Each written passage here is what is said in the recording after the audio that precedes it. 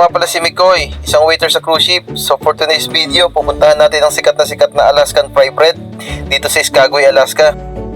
Laging binibida sa akin to ng mga pasahero ko tuwing lumalabas sila ng Skagway na kailangan ko daw tikman at puntahan ng sikat na Alaskan fry bread dito sa Skagway, Alaska. So ngayon, pupuntahan na natin, ma-experience na natin at matitikman na natin ang Klondike Doughboy Alaskan fry bread dito sa Skagway, Alaska. Ayun na nga guys, nakapila na tayo dyan. So excited na tayo kung ano nga ba talagang lasa nitong Alaskan fry bread. Excited na kaming tikman. Guys, may mga iba rin silang product dito sa loob, mga nakaripak na, mga free salmon, ready to cook. Guys, dito pa lang sa pila, makikita mo na kung paano siya niluluto, kung paano ginagawa. So guys, ang in-order pala namin dyan, 2 doughboy at isang piña colada. Ang isang doughboy nagkakahalaga ng $7. So bali $14 ang binayaran namin plus $6 dahil sa piña colada.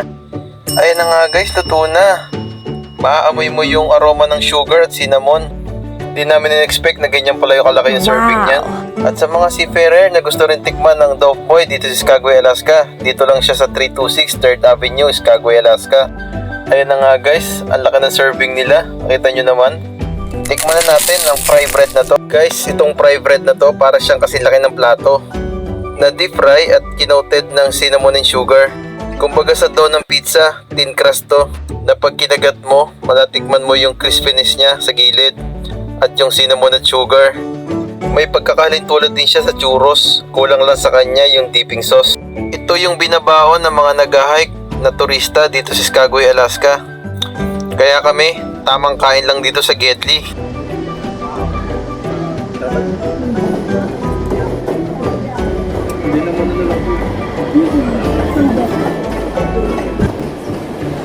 Pizza bread, pizza dough. Doon ka tanggal sa libit. Parang na, naintindihan. Hindi na mga sugar lang.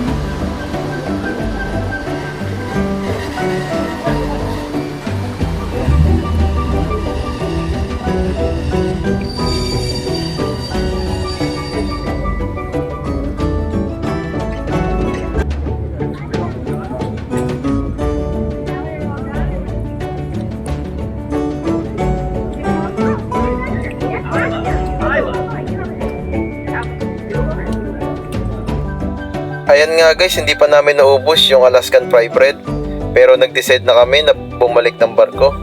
Limited lang kasi ang oras namin ngayon, 2 hours lang. Yung train na yan yung White Pass and Yukon Road dito sa Skagway, Alaska. At ayun nga guys, babalik na tayo ng barko. Sana nag-enjoy kayo sa video na to. Just share and follow for more videos. Thank you guys, God bless.